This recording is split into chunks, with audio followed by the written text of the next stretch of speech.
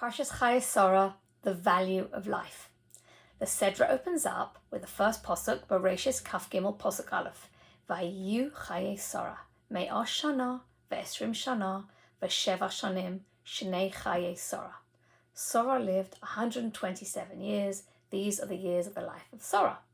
Why is it that the posuk says Me'ah Shana, 100 years, Ve'esrim Shana, and 20 years, Ve'sheva Shanim, and repeats the word Shana, Shana 3 times?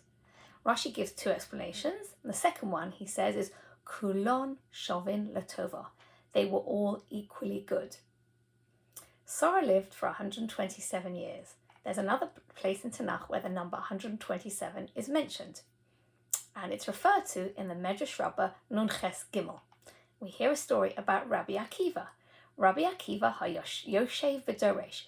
Rabbi Akiva was sitting and lecturing. V'hatzibur misnachnein. And the community, like his students, was sort of like dozing off a little bit. Bikesh le'oraron, and he wanted to wake them up a bit. And he said, Ma ra'asa Esther shatimloch al sheva ve'esrim umeal medina. How is it that Esther could rule over 127 provinces? Elo tovo Esther, it should be that Esther came, shechoisa bas bito shel Sorah. She was a descendant of Sorah. Shechoisa me'ah ve'esrim shana, who lived 127 years. And Esther, v'timloch al me'ah ve'esrim v'sheva medinas. Esther came to rule over 127 provinces. Why did Rabbi Akiva think, by telling his students that Esther ruled over 127 provinces and connecting that to the years of the life of Sorah, why would that wake them up?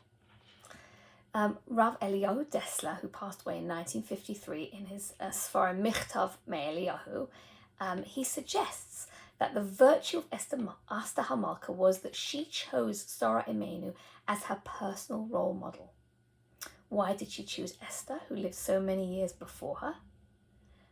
It's like Esther saw Sorah as a role model, but it seemed so far away from her life, yet she tried, and she looked up to her, and she thought to herself, I want to be like Sorah Imenu.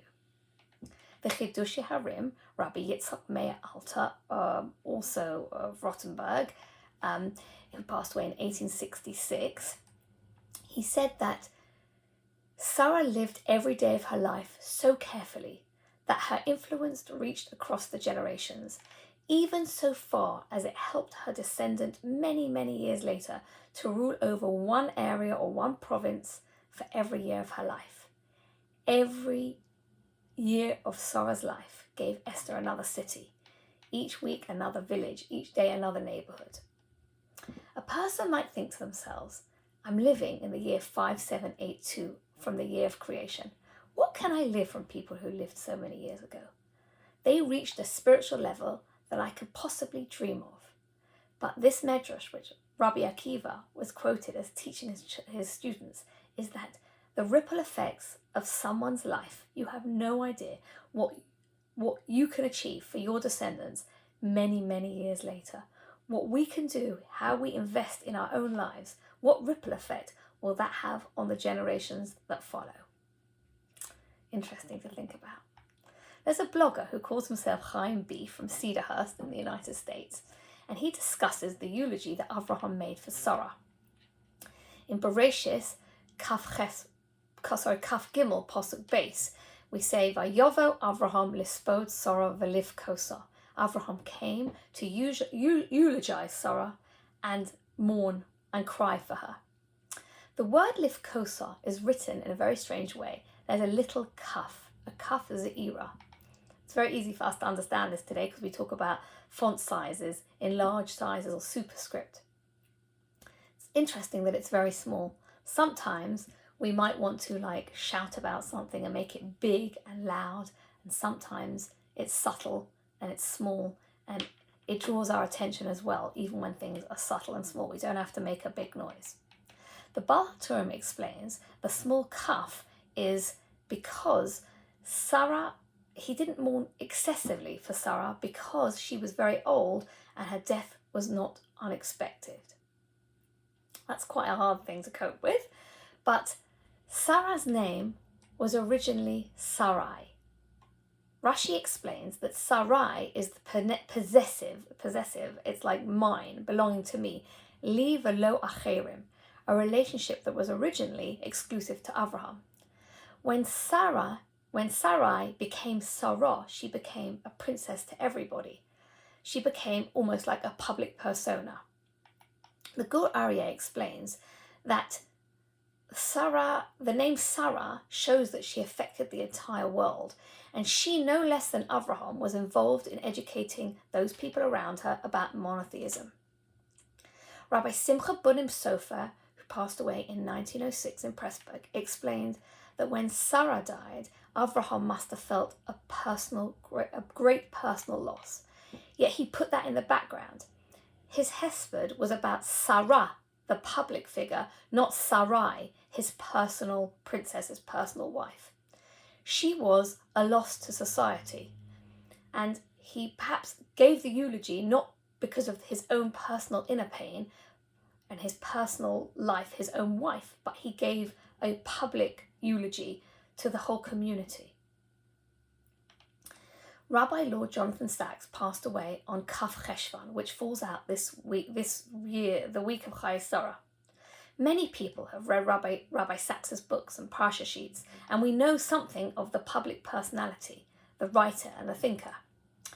The man who wrote this blog said he listened to the Hespedim and he found Gila Sacks's Hesped very moving because she spoke about her father. That's a personal eulogy of her as a child, how she felt about the loss of her father. Not about the lectures he gave and the books he wrote, but someone who chatted with his children whilst he put them to bed. When Dayan Binstock spoke, he said that Rabbi Sacks had once told him himself, "When I die, I don't want to be remembered as the man who wrote lots of books. I don't want to be remembered as the man who was the chief rabbi of the British Commonwealth. I want to be remembered as the man who gave out sweets to children in shul." Sometimes the community gets caught up with big accomplishments, and we sometimes forget that people can be valued for what could be very small things, the intimate relationships on a micro level. But it's the attention to the little things and not just the public performances or what someone's famous for that makes people truly great. Sarah's life was 127 years. Kulon Shovim Latova. They were all equally good. Sarah made each and every day of her life count, and the ripple effects were felt by Queen Esther at the time of Purim, and they're still felt by us today. May we make each and every one of our days meaningful, and may we not only value the contributions that public personalities make to the community, but also value the small and meaningful gestures made by private individuals every day, and notice how incredibly great some people are who are just quiet, like the little cuff, quiet and small in the background. Wishing you a good Shabbos.